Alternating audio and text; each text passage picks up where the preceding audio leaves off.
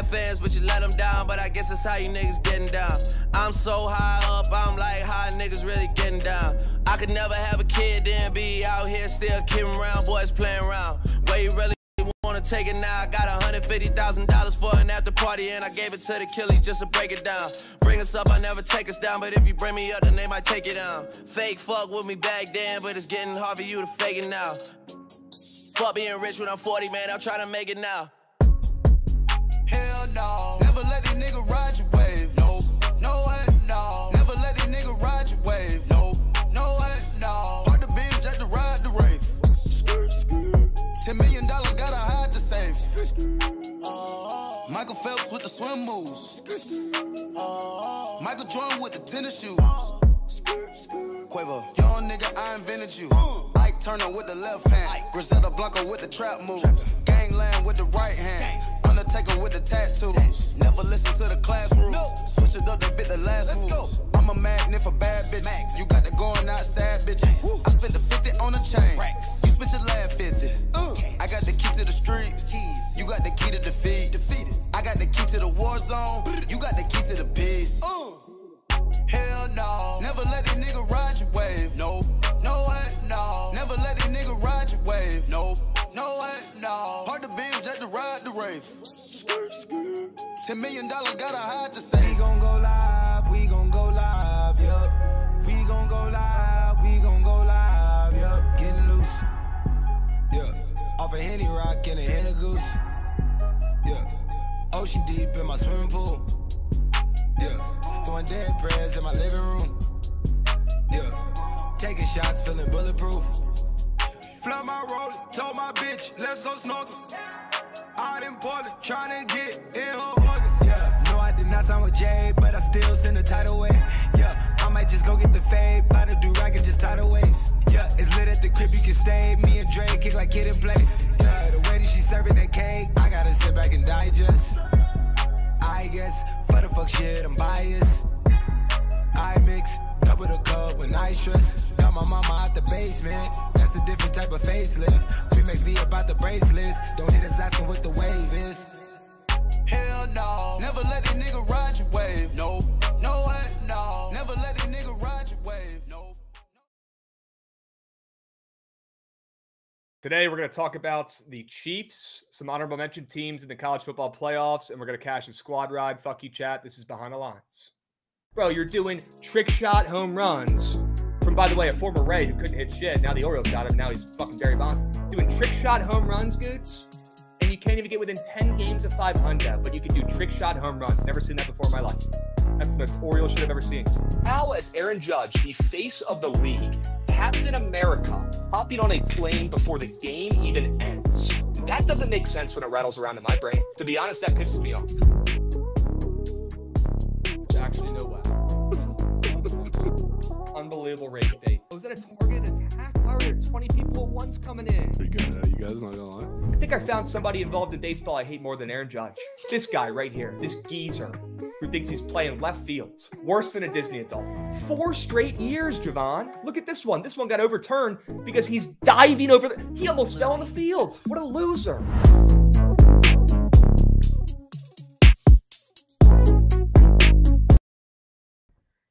You guys are something, man. Holy shit. What's going on, chat? Happy BTL Wednesday, episode 742 piece. As always, hold the fry, joined by your 2 hosts, Krabs and Jovan. It's about to be 1 host after I quit after reading the fucking chat. As always, presented by Bookit Sports. Unbelievable amounts of bitching already. The show hasn't even started yet. Chat, what is going on? If there's one thing you can do for me, number 1, drop a chat and go ahead and chirp me for that Mackenzie Gore square and the Nats first 5, sure. But make sure you download Pickett as well. If you can at least do that for me, you can chirp as much as you want. Download Pickett. Use that puppy. Check it out. I promise once you use it, you're going to keep using that puppy. Download Pickett. All right, chat. Let's fucking hear it. Get all those chirps out of the way. Holy shit. I have not seen the chat this active probably since last football season, and that's kind of sad because all it took was 1 shit Nats take. First Nats shit take in probably weeks, maybe months, to be honest with you. It's been a quiet year. It's been a good year with the Nats take so far this season.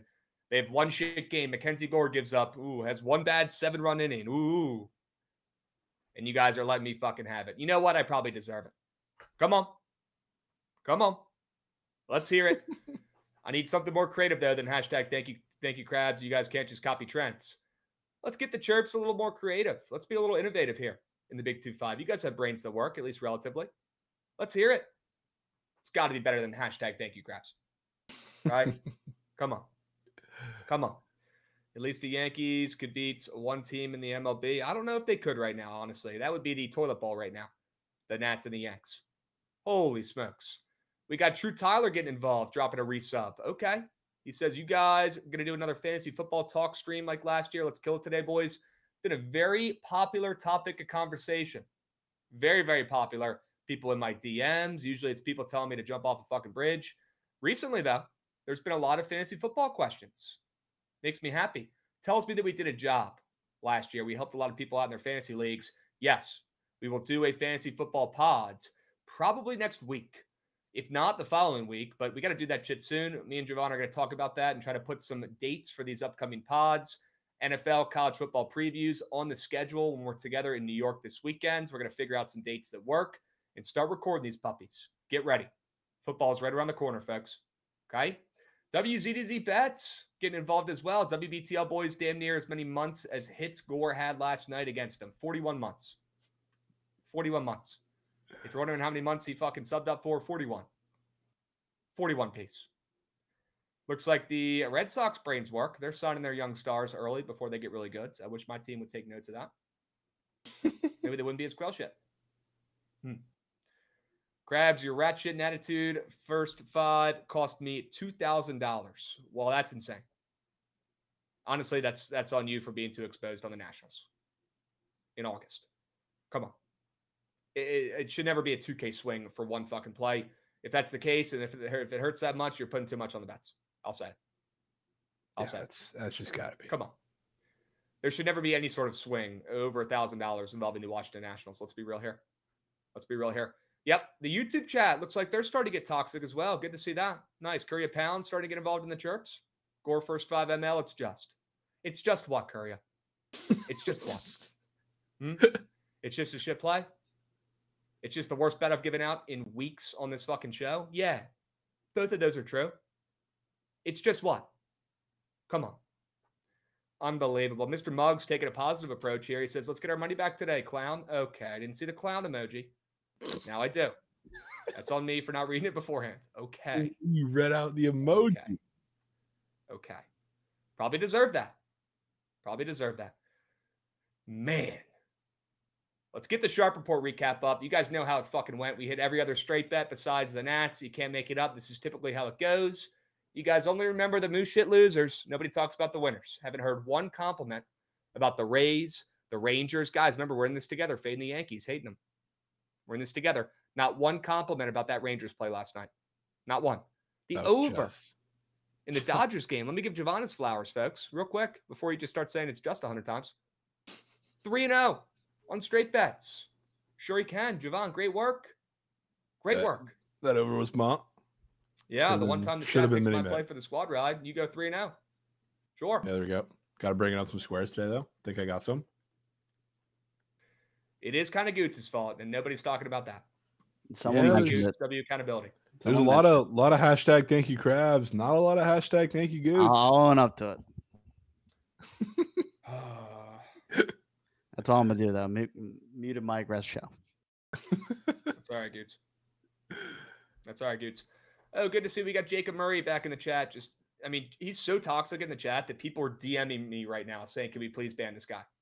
They're DMing me saying, can we ban this dude? He fights with people in the chat every day. Probably should. Not going to, but he's on thin ice, like Chewy would say.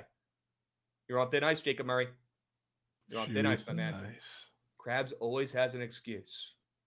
No, actually, he said Krabs always have an excuse. Goodness gracious. You learned that shit in kindergarten, how to say that sentence. Do not have an excuse. Went 2-1 on my plays yesterday. Went 1-1 on the prize pick squares. Jovan back-to-back goose eggs on prize picks cost me thousands. Thanks. Yep, that's a fair hashtag. Thank you, Jovan. Hashtag thank you, Jovan. 0-4 on prize pick squares. You don't see that very often, folks. You don't see that very often, folks. Got a good feeling about today. Little bounce back. Oh, yeah. Sure. And W Redwoods hats. All right. Sure. Curry Pound says, best part about a new day is a new slate. Curry Pound, you are right, but I do take full credit, full responsibility for that rat shit Nats take. The first time I have a Nats rant in literal months. They put up that type of performance last night. I think that's deserving of a little steamed Krabs here, folks. What do you think? Because I'm pissed. That might be. I wish I could sit up here and just make fun of Devin Williams and the Yankees for being quail shit and taking handouts and building a rat shit squads. Can't. We got something bigger we're going to talk about today, folks. Let's get to it. Goodsy, run that shit. I'm trying to get pissed.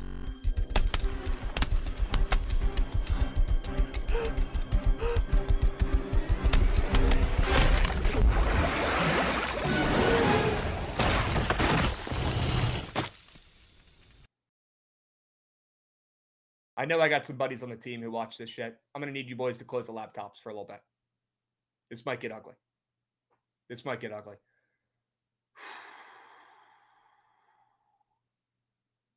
Look, the Nats are a bad team. We know that. They got a couple young, talented stars, but they're a bad ball club. Bad owners, bad managers. They're stuck in the Stone Age. They finally just got this batting cage that teams have had for 5 years that they've all been using, helping them out. The team's rat shit. We know this. The org is rat shit, not just the team. Bad org. They got lucky on a run in 2019. Even I can admit it. Bad org. They are.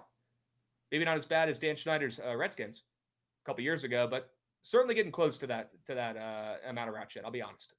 Absolutely atrocious. Not only are they losing games, Jovan, they've lost 6 games in a row.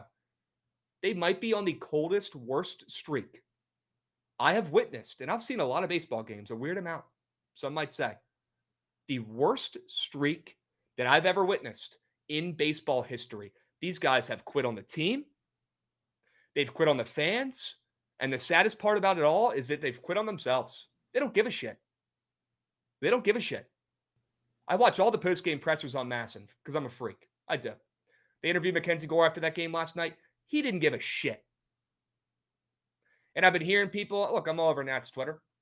Pretty fucking tapped in over there. I've had people DMing me for months. People who write for the team. People who do pods for the team. People who only talk about the Nats. In my DMs the last 2 months saying, you know what, I honestly hope we trade Mackenzie Gore. He is so checked out. He doesn't want to be here anymore. Pretty clear by the product on the field. Pretty clear by the post-game interviews of him sitting up there going, oh, shucks. Another bad start. We got to figure it out. Buddy, you don't give 2 shits. You're collecting your paycheck. You were hoping you just got traded. And I'll call you out for it. I hope one of your buddies who watches this show sends this clip to you because you deserve to hear it. Those families, those fucking moms and dads who are grinding, saving money to save up and buy tickets to the Nats games that are now ridiculously expensive, especially for the product that's on the field, to take their little kid to a fucking ballpark in his new Mackenzie Gore #1 jersey. A little kid, a little youth pitcher who's probably in the Little League World Series, goes to see that product last night. What an embarrassment. It's 2025. Start giving a shit. Mackenzie Gore, you're not a fucking rookie anymore, buddy. Lock in. Are you an ace or not? I think I know my answer. If you want to be the best, you got to care just as much up here and try just as much to be mentally strong as you do just being a beast out there on the fucking field. The guy's always going to be a stud and get his strikeouts 9 times out of 10.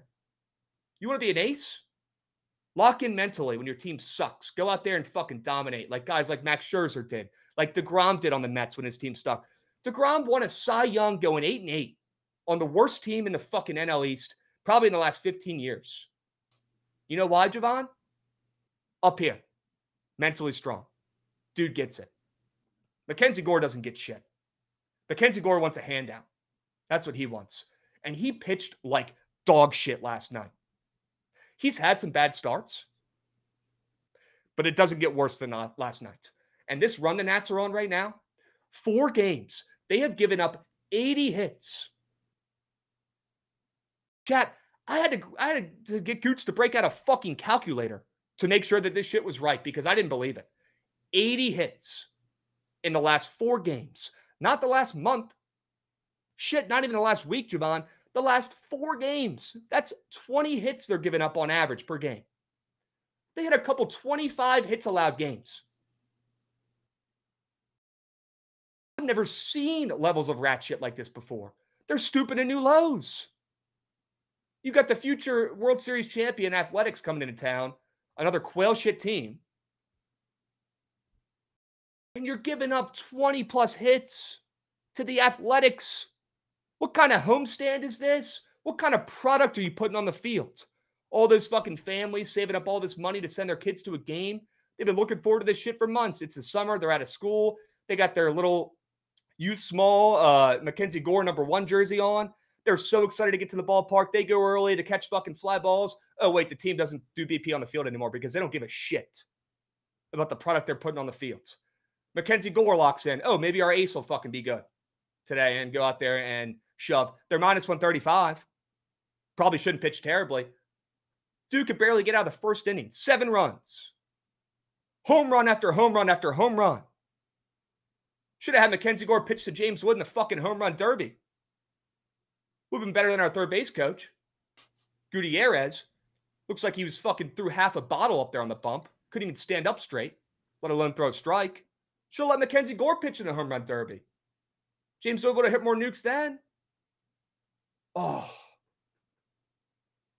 It's just fucking atrocious, this program, man. And they need to be called out. They need to be held accountable. Terrible. 80 hits in 4 games. Somebody get Guinness on the line. That's legitimately a record never been done before in baseball history. Look at this tweet. First team in MLB history in a 4-game span, Jovan, 80 hits, 50 runs. 50 runs in 4 games? So bad. 50 runs. Did you even think that was possible? No, that's horrible. I gotta shut the door because I'm fucking yelling. My neighbors probably think there's some sort of domestic violence shit going on. I gotta shut the fucking door before I get in trouble.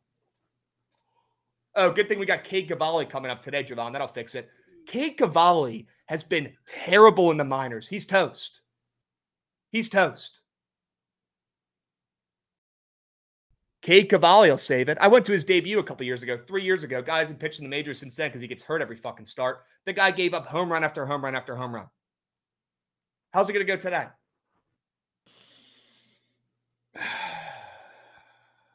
Well, you would hope to at least one guy. It goes pretty well. Who? The guy that's on your sharp report, somehow, some way, who found his way. Yep, I'm fading in. We'll talk about that here in a moment. It took a lot of strength, a lot of mental willpower to keep the Cade Cavalli less than 2.5 earned runs allowed square off the sharp report, I'll say. I wanted to do it so bad. Can't. Because it's bait. It's bait. Let's skip ahead to the part where we move Cade Cavalli to the bullpen because that's where he's going to be the rest of his career. Let's just skip ahead. Let's fast forward.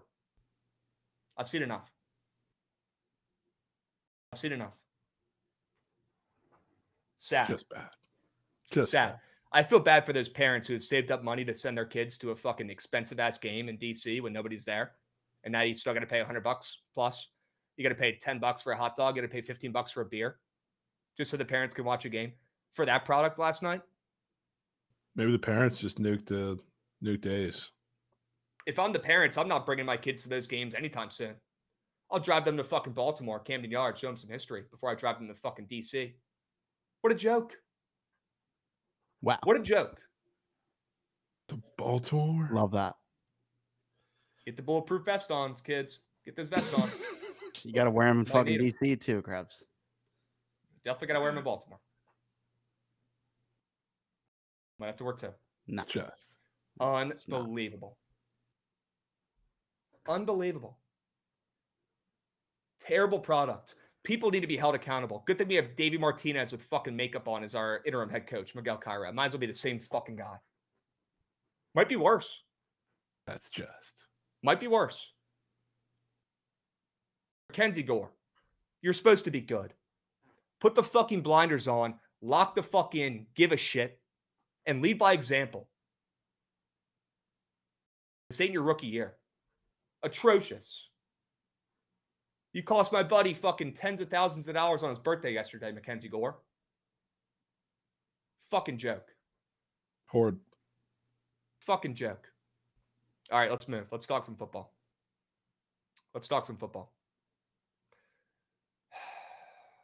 Man.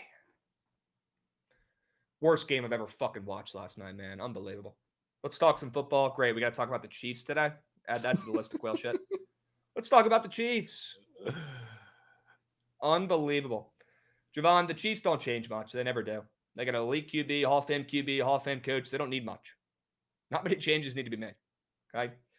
You got a bunch of depth, though, in the draft. I'm looking at all the pieces they drafted. It's all, backup depth on defense. You get another receiver thrown in there, Jalen Royals, who I think could be either really good or really bad. We'll see. Might take him a little bit to get going, but could be a stud. I think he's the most talented receiver in that room right this second, which is not saying much. Look at those guys. Xavier Worthy, Hollywood Brown, Rashee Rice. Not a fan. Not a fan. Especially coming off that injury, man. I hope I'm wrong. Not impressed. You get an old Travis Kelce. We'll talk about him in a moment. Not impressed. It's going to have to be a lot of Mahomes doing it himself. It's going to have to be a lot of Chiefs defense winning them games again. Not a problem. They've been doing that the last 2 years. Not a problem. And you got Andy Reid as a coach as well. You always got a chance. Jovan, what am I missing? Any new pieces to this Chiefs team that you're impressed with? Any guys you're really looking forward to break out in the Big 2-5? Not really. Like you said, it's not, I guess, new blood that makes the Chiefs, or I guess makes you believe in like a bounce back, which is crazy to say for their standards because obviously they made it to the Super Bowl, but they didn't look great in doing it. They're like the obviously different outcome, but like the Eagles team 2 years ago that everybody kind of knew was fraudulent for a while, except for the couple people that were super delusional. And by the couple people, I mean Eagles fans.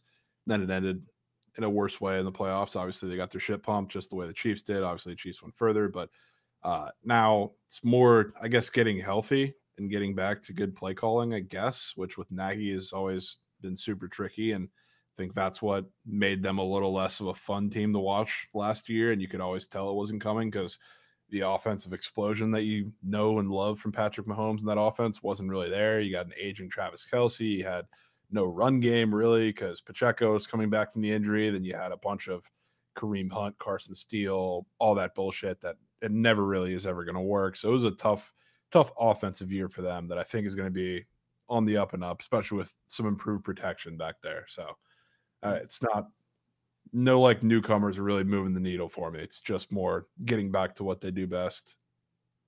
You think they make another run? I mean, yeah, it's hard to say no. Extremely difficult. Dynasty's not done yet. They're probably not done yet. I don't think Mahomes has heard no bell.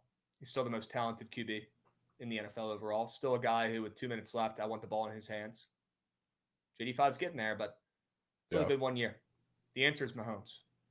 The right answer is Mahomes. Certainly not Jalen Hurts. That's one thing I know. Let's not get clouded by recency bias here. It's still Mahomes. It is. We got Sade Whiteman getting involved. 5 subbies from Sade Whiteman. Let's fucking go. Sade, attaboy. How about a 5-piece from Sade to start the day off right? Sure. Sade, you're him. Sade, you are him, my man. I appreciate you, Beast. W's.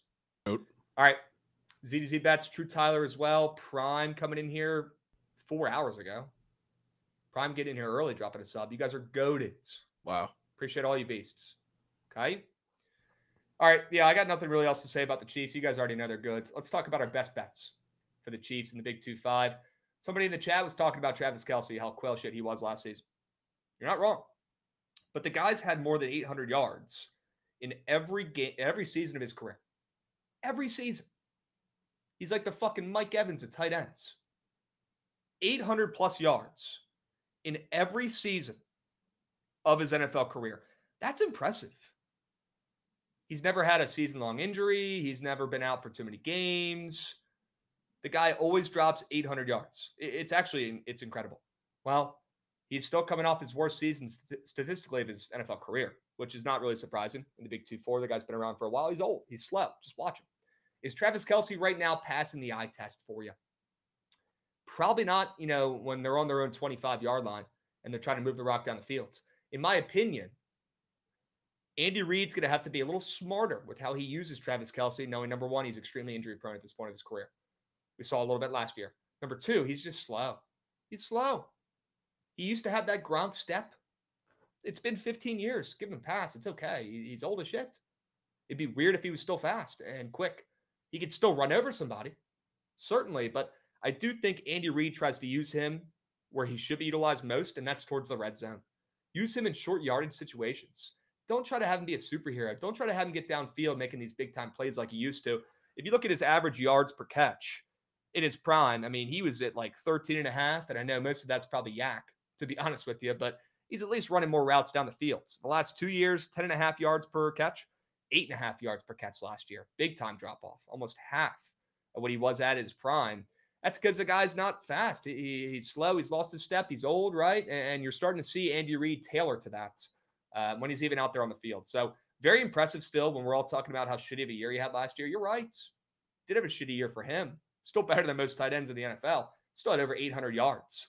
The touchdowns were lacking. He only had 3 last year and 5 the year before when he had double-digit touchdowns in 2 of the 3 years before that. So I'm expecting more touchdowns this season. He is up for 5 touchdowns season long, and I'm not trying to get cute and fade that because I do think he'll get more looks in the red zone. Save him for when you need him. Use your other young guys, your other young receivers, and maybe try to use a little more Noah Gray when you're on your own side of the field. So that's what I would do if I was Andy Reid, but hey, he's smarter than me. I just don't think you can utilize him too much. His legs are going to be fucking gassed by playoff time. Give him the chronological chamber treatment here. Keep him healthy and safe during the regular season. Only use him sparingly when you need him. Who gives a fuck what Travis Kelce does in the regular season this year? Who gives a hoot? That shit doesn't matter. Save him for when you need him in the playoffs. Save him for the end of the season. Save him for the red zone looks. That's when Travis Kelce is still going to make you some coins and still do yap. But I'm not seeing him getting, 800 plus yards this year. And the fact that he's set at 699.5, even after a terrible season last year where he still had over 800 yards, his worst career season, still had 823 yards, still had 100 receptions. Crazy. Yeah. And they're setting him at 699.5. Well, it makes a little bit of football sense too. You get a couple guys back healthy in that receiving room. You draft another guy, another receiver as well. And you'd expect Noah Gray to only get better and better every year, learning from a guy like Travis Kelce in that offense with Andy Reid. So it makes a little bit of football sense too. It's certainly still nasty. The guy still had a better year than we all expected last season. Still had over 800 yards. I'm just not seeing it in the Big 2-5. I want to fade Travis Kelce this year. I think him being at 699.5 is very, very telling. I want to fade him. Yeah, I'm in on that. Can't forget you get Rashee Rice back, even though it's probably, I don't know what the legal situation is, minus a couple games, probably at most. We'll see if that even plays out this year, period. But he's been their volume guy every time he's been healthy. I don't see anything changing this year. I think he's going to get a shit ton of volume, especially when he's back in the fold there. And I know he's coming off an injury, obviously, but that doesn't really scare me. So that was probably the biggest part of their offense that I wouldn't say nobody paid attention to last year because everybody knew they were missing Rashee Rice. But that's I think we underestimate a little bit how different that offense can look when he's getting all the looks that they draw up for him. So that'll, in all likelihood, mean a lot less Kelce. Yeah, I agree. And their schedule's not too bad. I don't think they're going to need him a ton. I don't think they're going to need to score many points this season, just like the last 2 years. Lean on your defense. That's what's won them games overall. Mahomes and their defense. Not in a ton of high-scoring affairs. I'm not expecting that to change in the Big 2-5. I think they keep doing the same shit they've done the last 2 years. We got Vanisk in the chat. Vanisk. Krabs gave Trent the best birthday present cake. I did give Trent some cake. Vanisk, remind me, did the Yankees break out of that slump yet? They break out of that slump yet, or they lost 5 in a row and they're absolutely in a tailspin here? Remind me. I missed that game. I was too focused on the Nats and Mackenzie Gore. Did the Yankees win last night, or did they get shut out and lose to Rowdy Tellez? Remind me. I'm forgetting. My memory's not been great recently. Did they lose 2-0 to Nathan Eovaldi and Rowdy Tellez and not score a single run and only get 2 hits yesterday, or am I making that up? Rowdy Tellez is just... Imagine losing a game. That might be worse than our Mackenzie Gore bat yesterday. Imagine losing the game to Rowdy Tellez. Really bad. I mean, that really bad. At bat was the greatest at bat I've ever seen in my life. Decade. It wasn't even a bad pitch, which is the funniest part. Dude, Rowdy, I swear, Rowdy never hits good pitches. It's always some bullshit. That pitch was almost in the fucking dirt. It was a great pitch. It felt like a playoff at bat, and I guarantee he would tell you that as well. It did. It felt like a playoff at bat. Yep. I don't know how the fuck he hit that ball forward. Impressive. He's a big, strong guy. That's probably why. For that puppy to squeak. I mean, it had like a little duck fart to center. 0.093 expected batting average. Unbelievable. That's when Rowdy Tellez's 300-pound frame comes into play there, dudes. Give him a little muscle. All right. Also, Mason Miller sucks. I want that on record. He's washed. I know we joke about Paul Skeens being washed. Mason Miller actually sucks. I don't get it. All right, one nuke. Move on. One nuke. Bro, the guy's got a 4 ERA this year. It's Krabs. not just one nuke. He's been doing this all year. Krabs. Walking guys. He looks off. If you're season-long still lineups. looking at ERA to just say that he's a bad pitcher, then you got to get with the times. Well, I haven't checked his Goots-alytics, but assuming they're pretty similar. Get with the times. Yes. Talk about Pacheco. Yeah. Who's more washed, James Wood or him? All right. Definitely James. Talk about Pacheco. What do you got? Yes, I like Pacheco a lot this year. And I think it's another one of those. I guess we talked about this last year with J.K. Dobbins, the guy that even fits us a lot more, I guess, would be Isaiah Pacheco. And that we're, I think, underestimating him a lot because of what he did when he came back last year. Because people forget he broke his leg, fractured his fibula in week 2 of the season, then came back to finish, I think, 5 or 6 games towards the end of the year, plus the playoffs, and was also dealing with like another rib injury while he was trying to come back and playing his first games, coming back from a fractured fibula. So like, obviously he was not good. Like he was super inefficient. And so is like the entire run game, which again, I think was one of the bigger issues with that offense and that team. Because when you have like no Rashee Rice, no top option, then you have a run game that consists of a super banged up Pacheco, old ass Kareem Hunt, like what old ass Samaje Perine, Carson Steele. They tried that experiment for a little bit, then he fell off, and also I think got hurt for a majority of the time. So like there were no options running the football, and it especially hurt them, I think, down in the red zone at times too. So I think Pacheco is going to have a big bounce back year, and I especially think when you look at this team, like the options really haven't changed, and I think that's kind of a sign of their confidence in him. Like they added Elijah Mitchell. Sure, he's another option. I think at this point in his career, it's the reports don't look good in training camp. Like he's not explosive. He still looks very injured and old and slow. So I don't think he's going to be much of an upgrade from Samaje Perine, what he was from that offense. They still have Kareem Hunt. They drafted Bashard Smith, who a lot of people like for whatever reason.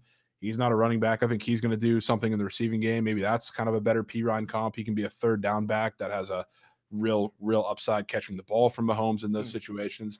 I think the guy to get these touchdowns and actually make a difference as far as the run game goes is still Isaiah Pacheco. So I would heavily recommend. Obviously, I think he's getting 5 touchdowns this year. He had just 1 last year, obviously in super limited sample size. In his first 2 years, he came away with 5 and came away with 7, and wasn't really like effective for most of those seasons. He had a couple games that I guess he ballooned, but overall it was kind of the same stuff we've seen from him all throughout his career. I think we're going to get back to that this year. Maybe it takes him a couple games to get under his foot or get his footing under him, coming back healthy this year, but I don't think that really matters. I think Pacheco is going to be a demon in the red zone. They tried giving Kareem Hunt carries in the red zone last year, and like he kind of got some touchdowns, I believe, by defaults, and so did anybody in the backfield. But realistically, I think Pacheco is going to end up eventually being like the go-to red zone guy, back to what he was at the start of his career there. And I don't even think you're going to need the red zone too much, or at least the goal line carries, I guess you should probably more so say. I think he's going to have a great year. I think you can get really good value drafting him as late as you can in your fantasy drafts, because again, I think he's being incredibly underrated as an option here, especially when now you have Rashee Rice, who is kind of a run game by extension guy. So like the offense is not only going to have the field stretched a little more than it was last year, but it's a little more explosive. So like they're having Mahomes dink and dunk all year last year. There wasn't the explosive plays over the top. So like, sure, you're going to be able, especially with a lackluster / injured run game, you're going to put a bunch of defenders on the D-line. You're going to pack the box. And that really held down the run game as well, like on top of them just being bad. So like now you're not going to have that. I think Pacheco has a big bounce back year. I'm in on 5 tutties. You got some cojones back in a Chiefs running back. You haven't seen one Chiefs running back dominate in years, but could be the right time to catch the falling knife here. And looking at the rest of the depth on that team, it's got to be Pacheco. It's time for him to break out. It's time for him to show that he's an RB1 in this league and an above average one at that. I'm in. Just stay healthy. But you're getting him after an injury-riddled year. So I like the timing at least. I do. Yeah. And as time goes on, I mean, you can expect less and less QB sneaks from Mahomes. It would be in their best interest to keep him away from the QB sneaks. Yeah, probably. That's another, I guess, interesting part of it. Because if he goes down, their whole team is fucked. They're screwed. Screwed. Yeah. All right. Unless they want to go Gardner Minshew. I've seen the picks. They also got Bailey Zappi. I've seen the pics at camp of Gardner Minshew in the full uni, in the white Chiefs uni. Looks sharp. Looks like a guy who could go out there and maybe compete a little bit, but it's no Mahomes. You got to keep him healthy. Put him in bubble wrap back there. Okay. Caleb, I agree. Devin Williams is Moose Knuckle. Yep. He is. Great point. Great point, Caleb.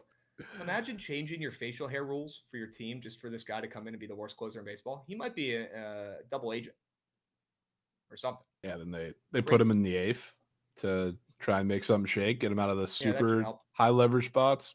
Rowdy to less. That should help. 2 words, rowdy. All right, let's move. Let's groove. W Chiefs talk. Let's talk a little college football here. Let's talk some honorable mentions. I'll talk about a team that I'm pretty high on this year. Not as high as I am on Boise State and Madsen and a team that went on a little college football playoff run last year. I am relatively, though, high on this Tulane team. I like their QB they just brought in as well. And I obviously like their coach. I think John Summerall is low-key one of the best coaches in college football. He's replacing a ton of guys this year. Luckily, it's a great coach. A lot of people want to play for him. Just look at who went there from the portal. They got a whole new O-line. That's good. Their O-line last year sucked. That's kind of what held them back. They got a new QB. They got a bunch of QBs. But mainly Jake Retzlaff, the kid coming over from BYU. This kid can play. Trust me, I faded him a lot, and I learned my lesson. This kid can huck it a little bit. I know he has not been there a ton. That kind of scares me a little bit, but his talent overrides my concerns there about him being new to the program, and he's by far the most talented QB. He will start, and they got Brendan Sullivan as well. You got Caden Simonza as well. They got Donovan Leary as well. They got a bunch of options at QB, all guys who came in through the portal. But it'll be Jake Retzlaff. I think this team will be really good. Their whole defense revamped as well. They got 5 new starters. 4 of the 5 are upperclassmen, so good. And a couple new depth pieces as well. John Summerall hit the portal hard as he had to. A lot of his guys either transferred. They had the best running back, one of the best running backs in college football last year, Malachi Hughes. He transferred. Got a lot to replace, but good to see a lot of people want to play for coach. And this program down there in Tulane has been no slouch over the last couple of years, even before Summerall took over. And I like the momentum they've got. After 1 year, I think they won 8 games last year. Their win total for this year is up at 8.5. I'll be taking the over on that at plus chicken as well. Their schedule is not cupcake. Their schedule is honestly relatively tough, but if you take a peep at it, they start out the season against Northwestern at home. I think that's a win. They're favorites against Northwestern. Always a great sign to see that. They're favorites against them, so I think they win. It could be a little sketchy, but I do give them a W there. They play South Alabama on the road, kind of a sketchy spot as well, but they should win that game. They play Duke. This one means more. Very Mensa revenge game. This one means more. Everybody and their mother's going to be on Duke, this new trendy team. They got NIL money. They paid this QB to come in and be their QB of the future for the next couple of years. Oh, where'd he come from? He came from Tulane. He's playing against his old school. I almost always side with the team instead of the player because I want to back 22 dudes out there on the field. There's more than that to play, but I want to back the starting offense and defense playing against a kid who left the program instead of backing the one player on Duke, right? He might be more talented, but I'm always siding with the team there. Usually the team where the player leads from, right? I'll take Tulane in that game as well. They might shock the world. They're home in that game. That's a big game. That's a Super Bowl for Tulane and Coach Summerall playing against their QB who left the program. So I would not be surprised if they upset Duke there, shock the world, at least play competitive in that game, maybe even win. So I'm seeing 2, maybe 3 wins there off the rip. They do play at Ole Miss. I'll give them a loss there. Jesus Christ. They're only human. This is Tulane we're talking about here, not Notre Dame. They're probably going to lose that game. Probably going to lose that game. They play Tulsa. That's a win. They play ECU at home. ECU, sketchy team to play. They always have a couple upsets every year, but they're home in that game. I'll give them a win there as well. They play Army without Daly. Could be huge, and they're home in that game as well. All their tough games are home. They do play UTSA on the road coming up here, as I say that. They got the one after that, Krabs, that might decide who makes the playoffs on a Friday night in Memphis. Yeah. They play Memphis on the roads. Friday night, big game, statement game. That game probably decides, who's going to be alive to make the college football playoffs potentially from this conference. They play Florida Atlantic. They better win that game. They play Temple. They better win that game, even with a new coach. I think Temple's still going to be pretty quail shit in year one. And they play Charlotte to end the season. So a lot of winnable games. They either play a really good team in a tough spot, and a couple of those I honestly like their chances, or they play quail shit teams. So I like their schedule for an over win total. I'll take their over 8.5 at plus chicken. I think Coach Summerall wins 9 games, and they improve a hair from last season when they won 8 in his first season there in Tulane. Sure. I can tip cap to that. I think they're going to be good as long as they figure out the QB room drama. Yep. Cola said, is beating Duke really shocking the world these days? I mean, the way people are talking about Duke, like they're already going to the college football playoffs with this Yeah, Duke expectations We're not talking about the other 21 guys in the field. Pretty high this year. So I would say it's a little shocking. I mean, it's just too much hype about one player. Remember, this is a team sport, guys. I don't even, separate conversation. I don't even think he's that good. He's pretty good. He's good. Pretty good.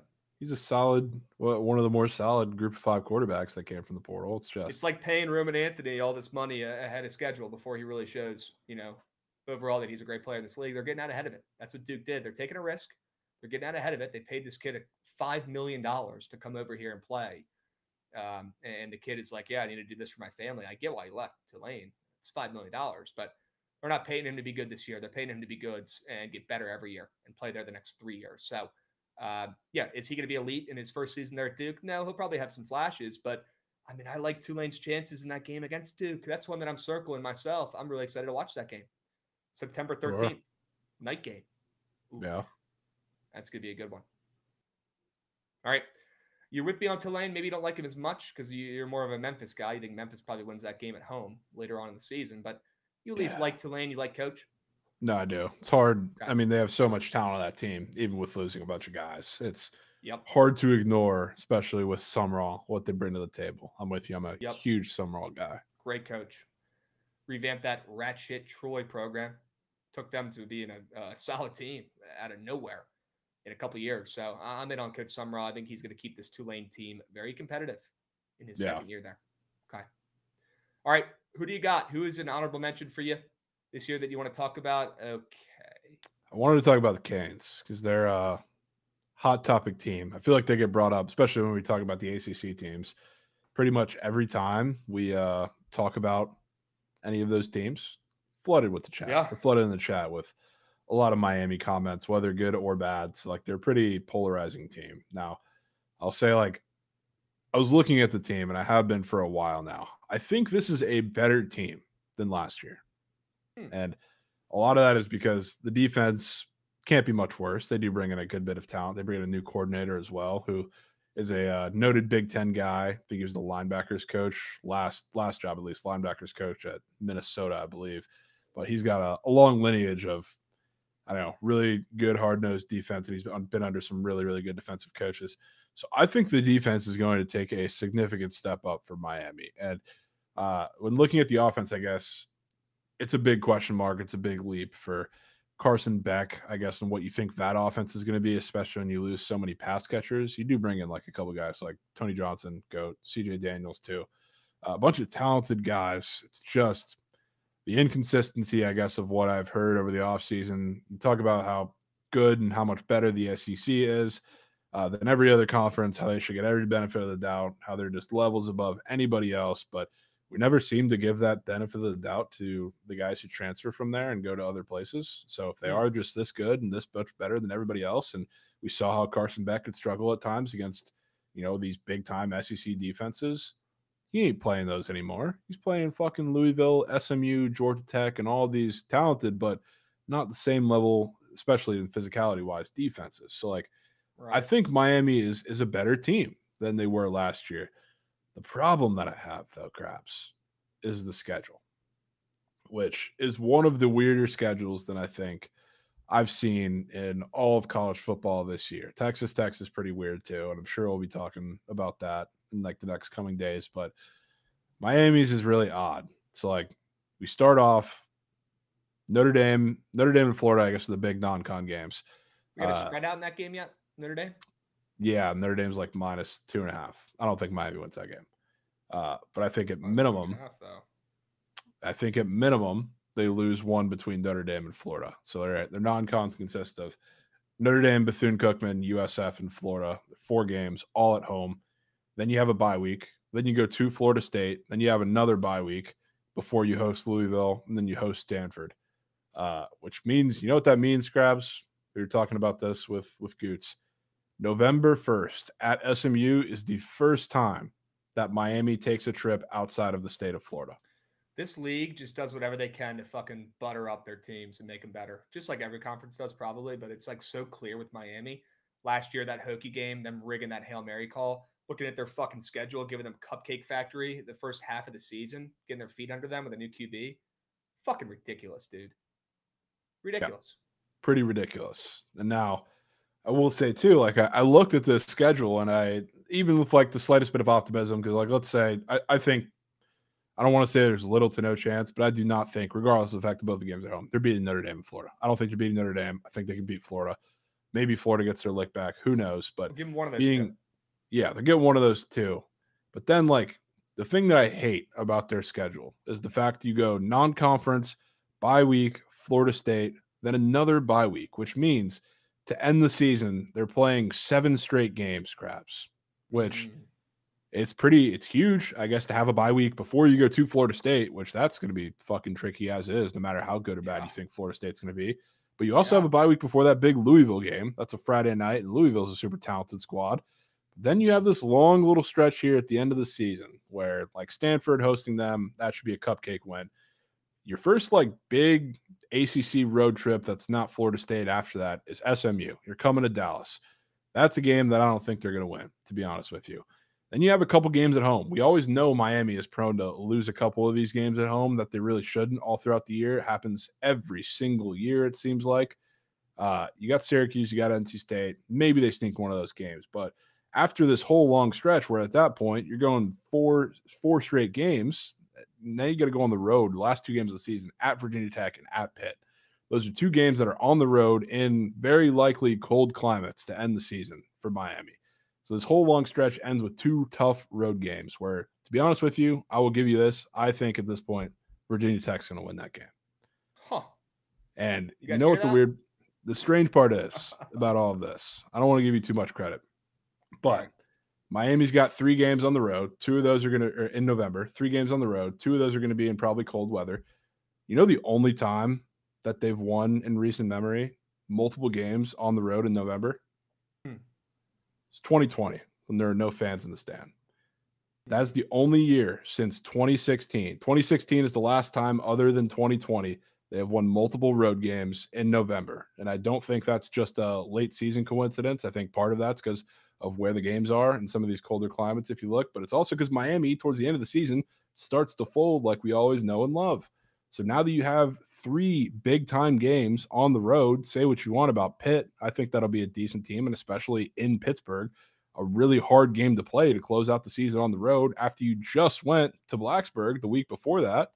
And this is 2 weeks removed from playing at SMU, a team that went to the playoffs last year and brings back a shit ton of talent. That November is nuck. So regardless of what you think, I'm pretty optimistic. Again, like I think this is a better football team than you had last year. The offense isn't quite as explosive, obviously. Cam Ward is better than Carson Beck, but the defense, I think, is going to be better and have more of a lift than I think the offense is going to have drop off.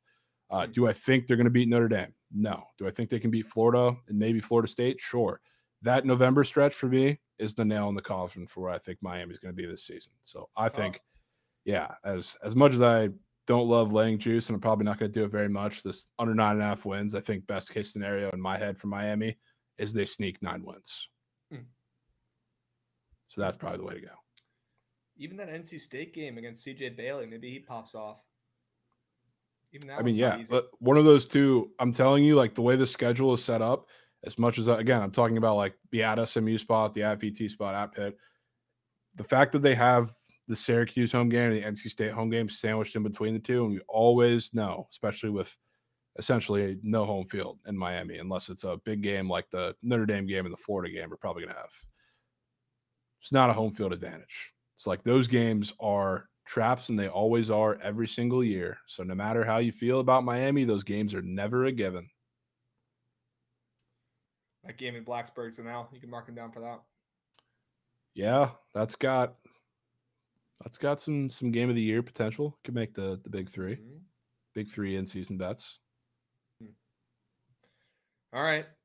I love what you're saying. You could have just saved all that yapping and just said Mario Cristobal's their coach and taken their win total under, and I would have said you're good to go. Yeah, I mean that's. But I like what you're saying. The low-hanging fruit for sure. Bad coach, not a winner. Not a winner. Not exactly. And also, like, we talk about this with other teams, but obviously there was a lot of late game luck that Miami had all throughout last year. So typically, doesn't matter who you are, that tends to turn around in the next year. Yeah. See, Bernat, I'm not ready to disclose my favorite win total bet. I certainly will, though, when I know. Just don't want to feed you cake. All right? It might be the Hokies over 6.5 wins, though. I'll say it again. Yep. 999 challenge on the line. Yep. I don't know if you've earned that being your favorite one, Krabs. Well,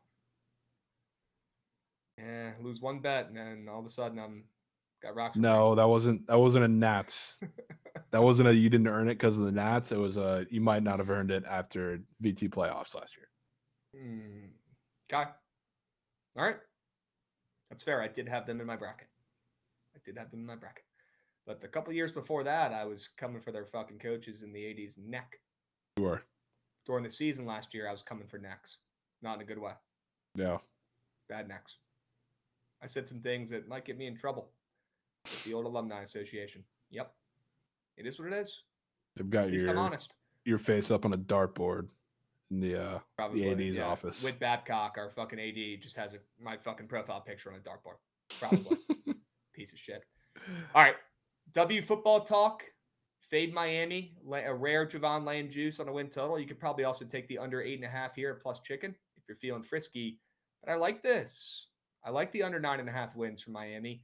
Pretty trendy team, and for a good reason. They're in a shit conference so that I'm expecting to be a little bit better than people think. A shit conference that I think beats up on each other the entire season. You're going to see some weird games, some weird upsets in the ACC this year, including this Miami team.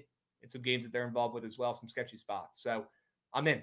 I'm down to fade Miami. We don't think they're going to stink. But maybe they'll be, around how good they were last year, and maybe they don't win 10 games. I can certainly get down with that. I think they're a better team than last year. Okay. It's just I don't think the schedule or the spots does them any sort of favors. Yeah. All right. And their QB transferred there for his girlfriend. They broke up within a month, and their coach is Mario Cristobal. So there's definitely some, concerns about the leadership. I'll say. Yeah, you could say. You could certainly say. All right, let's move. Let's groove. Let's talk some baseball, folks. You guys ready? Wish I had some early plays for you, but as you guys know, early plays are early cake. And I really don't like cake early in the day. I like it for dessert at night. So, no early plays here for me. Could just root against the O's and see if Goots reacts. And that's probably what I'll go with today. Oh, it looks like it's still 0-0, though. You're still alive now, Gootsy. All right. 1-0 Pittsburgh. Up early. We'll see how long that lasts. 1-0 Guardians lead against Peterson and the Mets. Sure. It looks like Minnesota took an early lead here in the first. They are up 2-0. W's. You're not sweating on anything in these early games, are you? No. Okay. Yeah. WNBA, pretty trending topic on socials this week. We don't need to go into why, but we'll be talking about the W here in a couple. Let's start out with some low-hanging fruit. Let's start out with the Miami Marlins' favorites against the Astros. Again, sometimes you just got to take what the books give you.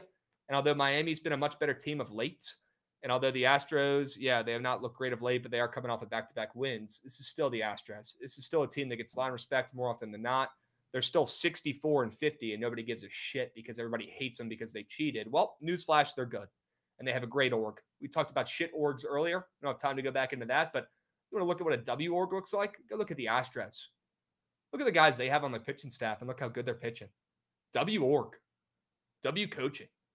Wish I had some of that over here in DC, but Miami, who's been red hot the last month or so, give or take, they are coming off of back-to-back L's. Luckily for them, they have their magic man up there on the bump, their magician, if you will, Jansen Junk, who I honestly like. Good things happen when Jansen's on the bump. Great name as well. Maybe the best name for a pitcher in the game. And luckily for the Marlins, it's not like they're facing, prime Verlander or prime Garrett Cole. Two guys who Juan Soto hit nukes off of before he was 21 years old. Luckily, they don't have to face those guys. It is Spencer Arangetti, who is just not good at baseball, respectfully. He might be the one guy who they can't fix. One of two. We'll talk about the other guy later. Not an Arangetti guy. Not an Arangetti guy. He's literally just coming off IO. He had 2 starts. Well, he's got a 6 ERA. He stinks. Does not pass the eye test. 2 starts. You got to see it. Maybe eye test. You got an Astros ticket? I will. Maybe I'll place one. That's stupid. That's a donation. I Unless you have one already, it's not worth our time. I like the Marlins, but I don't know if Arangetti's going to come out firing, but he's a good pitcher. And time will tell. If he was a good pitcher, they would not be -105 to the Miami Marlins. It's his first game back. Time will tell. Doesn't matter. Doesn't matter. Love fading guys in their first starts back as well from injury. It almost always goes poorly. Almost always goes poorly. So especially lately. Let's get our fades in on Goots guy Arangetti. I wonder why Goots likes Arangetti. Actually, I'll tell you guys why. He's on his fantasy team. That's why. We got Kyle Hoove coming in resubbing. Let's go, Hoove. Attaboy. Krabs, would you take the Yankees to miss the playoffs at +800? It's down to like +500 now. Might be shorter. Crazy. A lot of ball game left. And yes, on Saturday, we are seeing Colton Gordon versus Luis Hill. There might be 100 runs in that game. They might break the Mackenzie Gore and Nats 4-game stretch here. They might break it just on Saturday because that's going to be a show. And you already know who's hitting a fucking nuke in that game because we're going to be their boots on ground. But let's talk about today. Let's talk about fading the Astros, a team that's just good, a team that gets a lot of respect more often than not. Miami opened up -125 in this spot. Of course, the Astros are catching steam. They're catching bets. People are betting on Arangetti, Goots' guy, to beat the Marlins and have them lose their 3rd game in a row. I think we back the Marlins here at home. We back Jansen Junk. Good things happen when this guy pitches. ERA much better than Aranghetti's. That must mean he's a much better pitcher. In my opinion, though, the eye test, all jokes aside, Jansen Junk passes it, and this Marlins team is still hitting the ball. They have not their last 2 games. Could be a good time to buy low on them and take them as favorites against, the Astros, who are a solid ball club. You don't see them as dogs often against a team like the Marlins for good reason. Lock in the fish today. They get it done. Yep. I'm down for that. Sure. Swinging around for me, Gootsy. Ooh, a couple overs from Jovan. I had no choice but to take this over. This feels very Dodgers last night-esque in the sense that I'm listening. Makes a lot of baseball sense. You look at the pitchers, you will put 2 and 2 together. It's not really much you need to say. Nestor's coming back, and this is his first start as a reclamation project, and I believe this is DeSclafani's 2nd for Arizona, which easy to say. I probably don't have to tell you too many reasons why. I don't think either of those are going to go very well. And what you have behind them, there are 13 bullpen pitchers used in this game last night, Krabs. And as good as the Padres bullpen is, the only pitcher that they had that did not pitch last night is Yuki Matsui, who fucking sucks. So you can probably guarantee you're going to see something from him today, and you're going to see multiple guys pitching on back-to-back days. So that'll probably make the Padres bullpen that did look a little human, I guess, with Mason Miller last night, but look a little human as a group tonight and get some runs off of them if they don't early, which I still think they're going to, off of Nestor Cortez. And on the other side, DeSclafani has no swing and miss stuff, which is horrible against this Padres team right now where you desperately need that. Ryan Nelson, I guess, had some success last night. I think he had 8 Ks. A lot of that was just overpowered guys with fastballs. DeSclafani throws slow off speed at this point, so he has nothing for him. He looked fucking terrible when he went to go face the A's in his start back. And again, this bullpen is super gassed to the point where they needed Jake Woodford to throw multiple innings last night to try and close out the game, and he was just god-awful. So, like, their bullpen's bad as is, and it's super gassed. I'd be shocked if the Padres don't score 5+ runs off that bullpen alone today. God even knows who's going to come out first. Maybe Backus, or maybe they go Jalen Beeks, like, at this point in time. I don't really know who's going to come, but it's a lot of questions in the back end of this game where I think you're going to get a lot of runs and a lot of fireworks. Yeah, I mean, you're fading Nestor Cortez. You're taking it over in a game he's pitching in. Keep it simple.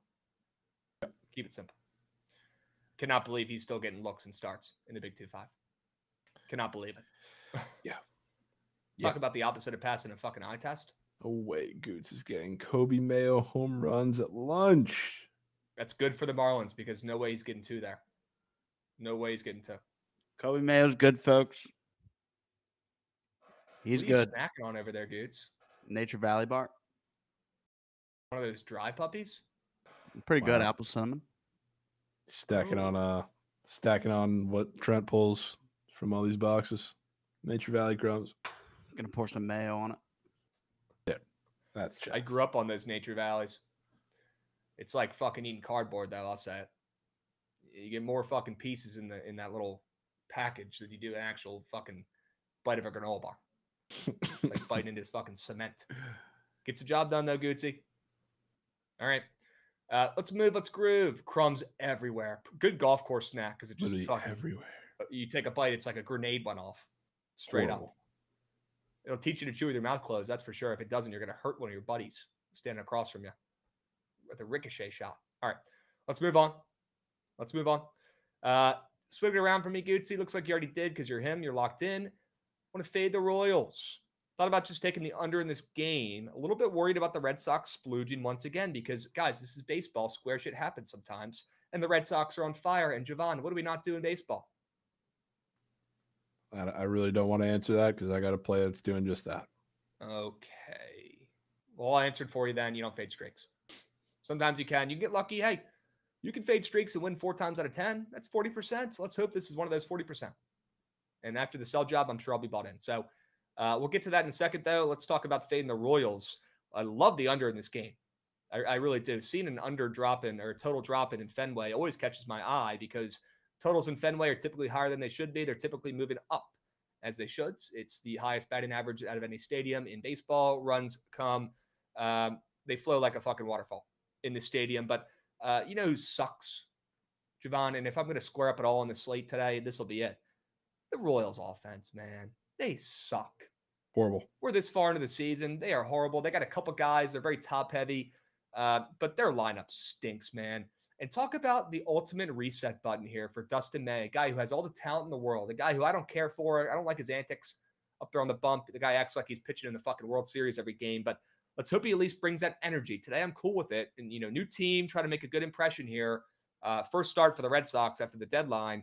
I think he makes a pretty good lasting impression here. And I think he silences the Royals' bats. Instead of going with the under in the game, a little bit worried about the Red Sox against Waka, which is also, I believe, kind of a revenge game, although Waka's been a couple places. Correct me if I'm wrong. He was on Boston, right? So yeah, I do like the under in this game, but I'm a little bit worried about Red Sox splooging runs once again on this win streak. So instead, I'll just take a bet that's been very, very profitable this season. It's the team total under at plus chicken, by the way, which I also love. Love me some plus chicken.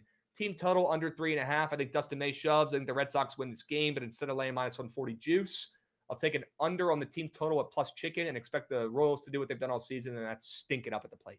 Stink it up. I can smell their fucking offensive statistics through my monitor right now. They reek. They reek. Shout out. I don't even know how to say that name. Give it a shot. You just don't go. want to say it. Let's just go with Skins. Skins with the 5 gifted. Shout out Lapine Skins. Atta boy. What's up, Lapine? Lapine Skins. I'm going to need a definition of that one. Yeah, I'm going to need to hit Webster's for that. Where do you guys come up with these names, man? Straight up. Lapine. Lapine Skins. Lapine Skins. You can make your name whatever you want as long as it's not something, you know, actually terrible. You can name it whatever you want within reason. As long as you're dropping 5 subbies. Lapine Skins, you're fucking goated. I'll say it. If Jovan doesn't have the sack too, I will. Lapine Skins. 5 subbies, you're fucking goated. Sure we can. Appreciate the laugh. Appreciate the laugh. All right. Let's move. Let's groove.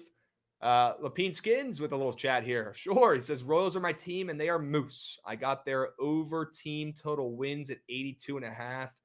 We think that hits. I'd probably say no. Wouldn't hold your breath. Don't hold your breath or, yeah. Lapine Skins, appreciate the heart and the subs and the tenacity in the chat. But, yeah, I would not get your hopes up there for your squad coming through. Shout out Lapine Skins. Okay. Jovan, you know I hate overs. Need a good sell job here. I'm sure I could buy in now. Why do you like runs in this game? Well, so the part that kind of goes without saying, I guess, is Jonathan Cannon is a horrible pitcher. He's on the mound today. Yeah. And I think, especially for a team in the Mariners that they've been, I guess, not great offensively. They've been a little inconsistent, especially lately. And what do you know? Kyle Raleigh, as soon as Judge goes on the IL, starts to slump a little bit for his standards. I think Cannon's the perfect pitcher for them to figure it out. And not to say they didn't do anything offensively last night, because they obviously did. They started to pick it up, and think the results will be pretty similar. But Cannon just allows so many barrels, dude.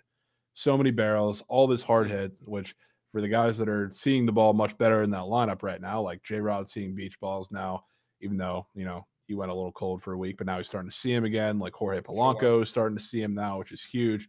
I think that's a problem for all these guys. And then, of course, Big Dumper, I think it's going to take one 450 Big tonight, Dumper. which we'll talk about. Sure.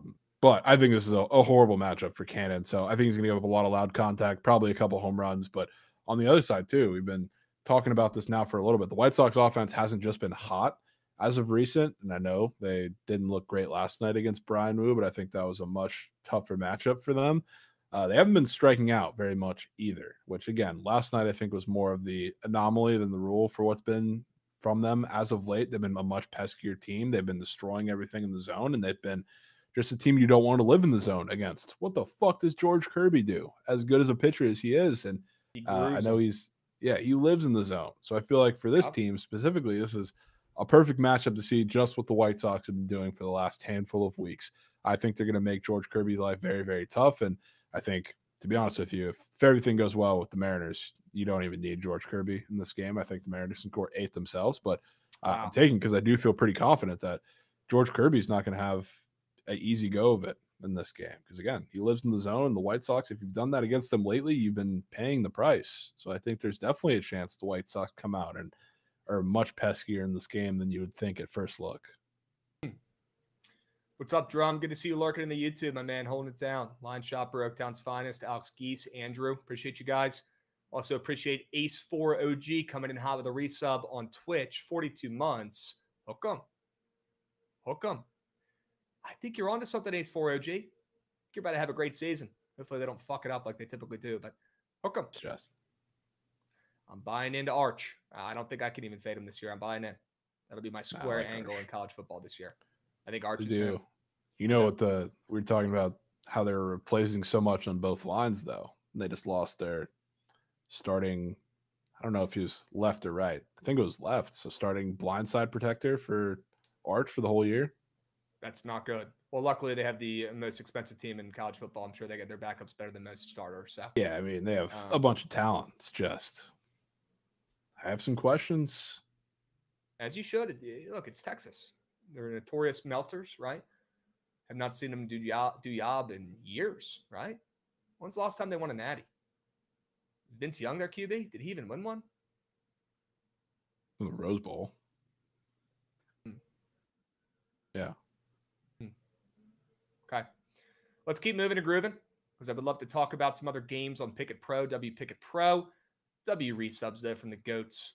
JJJ Quack, crazy thing to spend channel points on. He says, one thing Krabs has on Jovan, at least his QB ain't a damn furry. Okay. Any comments there, Jovan? We're on a constant cycle of getting sent-out here. How people are still falling for this after he's probably the 5th quarterback that they've done it to it's beyond me. Unless you were there, you cannot confirm or deny it, though. I guess not. He just conveniently posted the same picture as Arch did a couple months ago. Lenore Sellers did a couple months ago. Nussmeier did a couple months ago. It's unreal. It's some sort of inside joke that I'm just not getting. Yeah, and this one gets some traction because I guess the Baylor burnerverse and SMU burnerverse of like collab nuked it on Twitter, and they're just running with it. Good to see DeGen resubbing in the chat. He says, hand up, I got. That's okay, DeGen. So do a lot of people. People in the chat still think it's real. That's okay. Dude, everybody does. It's just nuts. That is nuts. Real quick, any plays that you like in this Reds and Cubs game? Abbott versus Horton before we move. Sticking to what I thought was going to happen at the beginning of the series. The Reds are going to sweep, and then tomorrow they might get no hit. And that's going to be a start of a get your hopes up right before you should beat the Pirates in a series minus a skiing start. Then they're probably going to get porked. Did you see the video of the Cubs GM talking about how they make bets on players in the deadline? He just kept saying over and over again, we make bets. Sometimes they win, sometimes they lose. And they made a bet on Soroka coming over, and it was a bad bet. It's like, brother, everyone and their mother knew that guy was hurt. He even took a physical for your team, and you still said, come on over. I just don't get it. It's like the Yankees up there in Chicago. Yankees 2.0. Crazy. How do you not fucking check the data and look at how these guys are pitching the last month and a half? Nobody watches Nats games, man. Guy's been hurt Really for over bad. a month. We still trade him. Unbelievable. All right, let's move. Let's groove. Talk about this under in the W. Guys, had pretty good luck betting the W this year, not going to lie. It's been quality over quantity, though. It's been a while since I gave a play. Last time I gave a play on here, the total dropped like 6 points and the under hit with ease. So, knock on wood, let's hope today's game goes much like that as well. Luckily, it is a standalone primetime game on NBA TV. A lot of eyeballs on this one, a.k.a. lights are bright, a lot of pressure. The way it's on pressure. NBA TV. A lot of pressure for this one tonight, folks. What I love about this under the most, I'm a sucker for back-to-backs in this league, man. These ladies just played against each other only a couple days ago. Jovan, the total soared. Absolutely soared over. We had 100-piece from the Aces in this game. Statement win for the Aces. Wow. Statement win. Hunderberg, 101. 101.77. The total in that game was 157.5. And it soared over. Jovan, seeing the same fucking total tonight. Same total. Opened up a point higher, 158.5. That's what I got it at. I already locked it in because I'm not fucking getting got again on these totals dropping 5 points before tip-off. I'm not getting got. I'm locking in a good number here. I locked it under 158.5. I'm already seeing on the blue book, which is the most sharp book in the W. I'm seeing on blue down to 157.5. The same total from 3 days ago when it soared over. Well, I love the aspect of the total being at the same number and the over looking like the easiest play in any sport today. Only 2 sports going on, but easiest bet of the day. This over after a 175, 180 points in that last game. I also love the fact that these teams just played against each other. There will be adjustments made. We had fucking Jewel Lloyd went off for, respectfully, I mean, she's a good ball player, 27 points in that last game. You think that maybe we'll see the Valkyries here try to lock in on Jewel Lloyd and make sure she doesn't drop a near 30-piece once again? I'd be willing to bet they do. I would. She's a good ball player, but adjustments will be made more defensively than offensively. These guys just played the other day. Love backing game 2 unders after the first game soared over. Here's a perfect one again. I've been picking my spots. I've been waiting patiently for another nasty under in the W. Guys, I got one for you fresh off the presses. Under 158.5. Get it while you still can before it drops any more. In the W tonight, 10 p.m. Eastern on NBA TV. You can watch this puppy. Get involved. Get involved. I'm in. I could just be Ma. Yeah. What do you got? No more time needed on the WNBA play. What do you got over there? Braves ML? Jesus Christ. Yeah, Braves Jovan. might as well be in the WNBA at this point. Jovan. Has to happen. Has to happen. I think Strider absolutely dominates tonight, Krabs. Dominates. And realistically, like this Brewers voodoo magic, I don't like to fade it too much at this point, but especially with this lineup that they've been trotting out because of the injuries and everything they have as of recent, I think this is a disaster, especially because this is a situation where Strider, I think, is going to start hitting, no pun intended, a stride going into this part of the season because he started to figure something out and the velocity has ticked down a little bit, but it's because they're tweaking his pitch mix a little bit. He started throwing a slider a lot more, which if there's one thing that I noticed from Fetty, I guess his is typically a sweeper by definition, but he had them off balance with his off speed a lot. And that's been the story for this Brewers lineup as it's currently constructed for the last couple of days.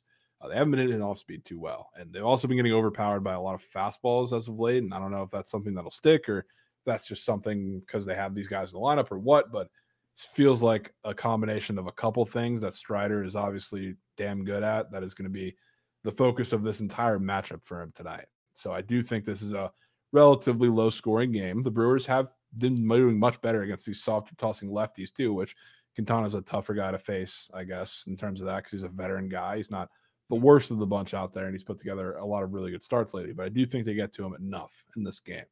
So I do think Strider is going to carry this one. I believe this is also a national television game too. So I mean, screams low scoring game from the start. And then that usually you'd like to take the Brewers. I'm taking the Braves. I think Strider outduels Quintana and Co tonight. It's one goes against everything I know and love. Yeah. 5 in a row for the Brewers, and they've been one of the hottest teams in the ball for the past month. Braves trying to avoid the sweep tonight. You've been much better than me at picking your spots, catching the fallen knife this season. Let's hope you make that another win with the Braves tonight. Would be great. Yeah, I think life is better when you don't bet the Braves anymore and they cost you coins more often than they win. But I agree. Maybe Strider goes out there and says, you know what, fuck this. I'm going to lock the hell in. Like Mackenzie Gore should have done last night if he was a grown-up, but he's not yet. He's an infant. He's a baby. Maybe Strider says, fuck it. I'll do it myself. Thanos style. It's probably what it's going to take. And he's at 7 strikeouts, so he might. I think he does. I don't bet on Strider, put balls on the table out there for him too often, but I think he's going to absolutely shove tonight. Okay. And I think the one thing that you can do to give the Braves offense any sort of life is pitch around them a little bit, walk them, give some platter. That's exactly what I think Quintana's going to do today. Quintana's he's a seasoned veteran at that. Pitching around guys on base and walking guys on purpose, unintentionally. The old intentional walk. He's a king at that. Yeah, sure. A king. Okay, maybe he'll take advantage of one of these free base runners, a couple free base runners, and hit a nuke. Do something about it. Yeah, okay. I mean, this one, Braves aren't going to go out and score 20. I think this game reeks of like a 4-2 Braves final. Matt Gauthier, life is better when you don't bet the Braves. Dash, the guy who had Nats first 5 last night. Matt Gauthier, what'd you have last night? I have no clue. You know what I was on, though? I think Matt took Rutgers plus 9.5, I believe. First game of season 2. 6-6-0. Really bad from Matt. Really bad from Matt there. Wow. All right, let's move. Let's groove. I want to talk about our prize pick squares very briefly here. I will drop the link to the Sharp Report format. If people want to lock this puppy in now, go ahead. There's a link in the Twitch. Get involved. Cade Cavalli. What do you mean it's cake? Cade Cavalli, not cake. Yes. Cade Cavalli found his way onto the Sharp Report somehow, some way. Might as well call him Cade Cavalli. You might as well. Cade Cavalli. Might as well. I mean, look, dude, I'm Krabs. You know how I fucking roll. The guy had 3 home runs last night, and they're putting up a 1.5 total bases. By the way, Jewel Lloyd just got bumped down from 11.5 to 10.5. Oh, my God. Right. Oh, my God. Oh, my God. Could that be because I locked it in recently? Maybe. Probably not. Probably has nothing to do with me, but W's. That means you guys got to place it at 10.5. I still like it at 10.5. I don't think she scores double digits. I don't think it's going to matter, guys. If it does, if she scores exactly 11, I'll do another giveaway tomorrow on stream. Okay? But Shea Langoliers, he ain't getting 2 total bases. He might squeak through with 1. He might get a base knock. He's been red hot, but just looks too easy. Looks like the easiest square on Prize Picks today. The easiest square is Shea Langoliers after he hit, 3 home runs last night? Yeah. Triple homer. I was getting notice on my phone. Triple homer. Never heard of that shit. Unbelievable. 5 hits. Unbelievable. 5 hits yesterday, and they're putting this square up again? Brother, I've seen this movie before, and I like being on my side. I'll fade Shea Langoliers. Bless his heart. Great ball player. Should be getting talked about a lot, but he ain't getting 2 total bases today. He might get a handout 1. He ain't getting 2. Nope. He ain't getting 2. Nope. If you're not letting me take the Cade Cavalli less than 2.5 hard runs allowed, we settle with Shea. No, this one's fair. This one's fair only because regardless of what team was on the other side, you'd be taking it. Yes. Thank you. Good. Jewel Lloyd is just a straight fade in the game. I love the under in, man. Straight fade after 27 Berg. It is what it is. It's not personal. It's just business. I mean this extremely respectfully. Great ball player. She ain't getting double digits tonight. Bless her heart. Bless her heart. She might try, but if I had a feeling as to how the Valkyries try to win this game or bounce back after that embarrassment where they got 30-piece the other night, probably going to try to slow down Jewel Lloyd after she dropped 27 points. That's what I would do if I was coach. And that's probably why we're seeing the GOAT, Asia Wilson's points so high, because it's probably going to be her turn to go off and not Jewel Lloyd. GOAT. Yep. All right. What do you got, Jovan? Give me the sell jobs of your squares here briefly as I drop the link for people to tap. New appearance of an old GOAT in Coors today where sure. I think there is going to be runs again for the 3rd time this series. Maybe the Rockies help out a little more this game against Gosman, but one guy who's just been pitiful in the couple games with the Jays so far since the trade, and pitiful, I guess, the last like month or so. And the entirety of it. It's Ty France gets to face a lefty tonight in Kyle Freeland, or this afternoon in Kyle Freeland. A lot of fastballs, and his fastballs can get killed. Guys are hitting almost 400 outfit. I think Ty smacks one for an extra base hit tonight. And I think that's what you get. Weird squares, obviously, up everywhere for him. It's coarse, so you're going to get a little juice, but super red. Also has a run square up. Don't know what the lineup's going to be. I'm sure it's out by now, but I haven't looked. I think it's a perfect matchup for him to do damage. Then Cal Raleigh, Judge is back. Was back yesterday, I guess, but he's back tonight too. Probably going to get a turkey tonight at some point. Guess who else is going to do it to match him? Cal fucking Raleigh, who's been another guy who's just been a little cold, ice cold for his standards. But thank God you get to see Jonathan Cannon, who gives up nothing but hard contact, especially to lefties. Yeah. He's sending one to Mars. Yeah. Okay. 2 nasty squares. I'm so in. 2 familiar names. One guy who's goated this season in Cal Raleigh, but he's been slumping. Okay. I'm in. 2 nasty charts. Let's buy low on Ty France and buy low as you can on Mr. Cal Raleigh. By the way, did Judge play last night? I didn't see any highlights. I didn't see any short porch handout home runs. Did he even play? Or wait, no, now I'm remembering. He went 0 for 3 with 2 strikeouts. 2 strikeouts. Oh. My fault, guys. I forgot because it was such a forgettable performance. Apologies. I mean, he's going to slump the rest of the fucking year. Bless his heart. Even if he does slump the rest of the year, he still had a hell of a year, but we're getting closer to the postseason. These games are starting to matter, and you think Judge is winning shit? Pull up those splits in that game, Gootsy, for me, will you? Run square on the board, though. Please. Ooh, run square on the board. Sounds like bait. Run square on the board. I mean, it's pretty red, but also now, remember that 2.5 strikeout demon was all those up yesterday? You got the full loadout of 1.5 demon and a gob, 0.5 fully green today. So isn't it crazy? We literally talked about how he's going to get 2 Ks and not 3 on the stream at the end of it yesterday. And what do you know? He gets 2 Ks, not 3. 2 Ks. Unbelievable. They always know. The demon numbers have been weird lately. Like they're pretty telling. Some of the ones that are up there. Look at all these bets on the under. After a 2-0 game. Certainly concerns me a hair. Okay. A bit. All right. Can we check the splits in the Nats game real quick? I want to see how many people are betting the over in this game. It might be air, dude. Might be air. No, the over's not air. It might be air, Krabs. Decent amount of people betting the over. Why is his total dropping to 8.5 after what we saw yesterday? It might be Makes no fucking air. sense to me, Jovan. Might be air. I'll say it. Square brain. Yeah, sure. Should be air. Should be free. I mean, this series looks like one of those just free over series where our bullpen sucks, their bullpen sucks, and I was this close to putting Nats team total on the sharp bar. I'll say it. Wow. I was this close. Wow. I think they're going to hit up Springs. Okay. I mean, looking at his fantasy score, they probably do. Yeah. If you bet just based off of what Prize Picks is telling you tonight, it's going to be a Cade Cavalli fucking shutout. Complete game shutout. And Jeffrey Springs gets hit up, and the Nats win 8-0. Game goes under. Maybe 7-6. Okay. God, you love this over. All right. It's not that I love this over. It's just I know Cade Cavalli's pitching, even if he does well, goes under 2.5. Nats bullpen. It's just so bad. So bad. I cannot figure out why this total will be dropping from 9 to 8.5. That is crazy to me. Yeah. Crazy to me. Weird. After last night? Pretty weird. Pretty weird.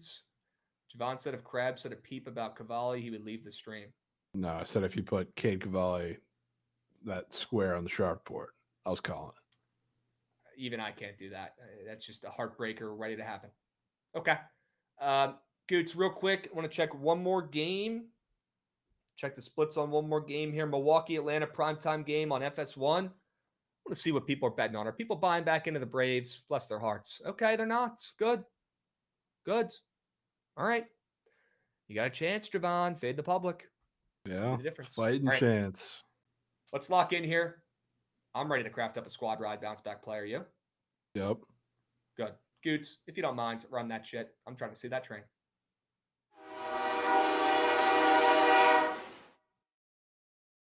All right, Chad. Apologies for the Nats' first 5 yesterday. Apologies to Trent for ruining the birthday of Benihana. That's on me. That's on me. Take full responsibility. No excuses. Shit play. How do we bounce back today? I'll tell you right now, Jovan, that under in the WNBA is hitting. I hate to be that guy. I hate to be him. No way that's what you went to first. Do you want winners or do you want fun? No, I want winners. Then we're putting that shit in. Honestly, the nastier your play is, the day after some crazy cake that people bitch about, I swear it has like a 90% hit rate. I want the Royals team total under in here too. Put it in. Again, if I put my second and third favorite plays in this poll, we have way more success than me putting meat on tape for my favorite play of the day, because you know how it fucking goes. Very true. 2 and 1, I lose my favorite play. It's how it always fucking goes. And then you win the other 2. I'm going to start leaning into that. Putting in plays here that I know we're going to turn green, not just my favorite fucking play, which is the Marlins on the ML. Okay? Yep. Jovan, give me a fucking winner, my man, please. There's going to be 10 in Arizona tonight. Promise? I mean, if there's not 10, I will tip my cap. I love that play. Okay. Did we go 3 plays, 3 winners? Yeah, we can go 3. Okay. Fired up, Gootsy. 2 minutes, if you don't mind. 3 plays, 3 winners. Hurry up, go, go, go. You guys got 3 plays. You got 3 winners to choose from. WBTL today. WNFL talk. W Chiefs talk. W college football talk. And WMLB talk here, hopefully, if these plays come to fruition. Get involved. 3 plays, 3 winners, chat. And you can always tail the other plays in the Sharp Report as well. I recommend tailing them all for 1 unit responsibly.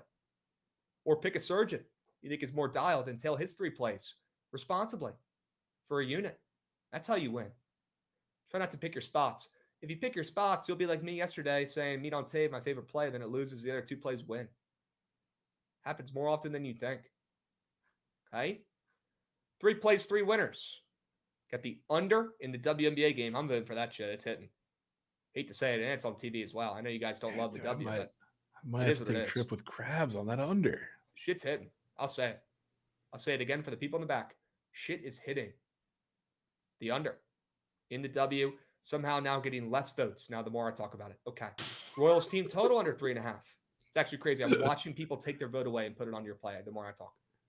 Royals team total under 3.5. Nobody wants to vote for that shit. Jovan, lock in your alt under 0.5 and triple your net worth. Okay? Shout out bet. The Gen style. Yeah. We got the over in the Padres and D-backs over 9.5. Jovan says we're getting 10 tonight in Arizona. All he has to do is say the word and I'm in. And I'm in. Aces, Valkyries. Don't sleep on that play though, chat. We're getting a stinky, nasty under in the W tonight. These 2 teams played literally 3 days ago, and it's sort over, and the total's at the same number today. You know what to do. If it doesn't win the poll, at least please tail it responsibly. Please. Okay? Krabs was never winning the squad right after yesterday. I know, Turner Mac. I got to pick my battles when I bitch about that. Today's not the day. Today's not the day. All right? Over in Arizona. Jovan promises it hits. I'm excited to see this game tonight. Runs. Promise is crazy, but I feel, Runs and fun. Feel good. Feel good. Fade Nestor. Life is good when you fade Nestor. Yeah. All right.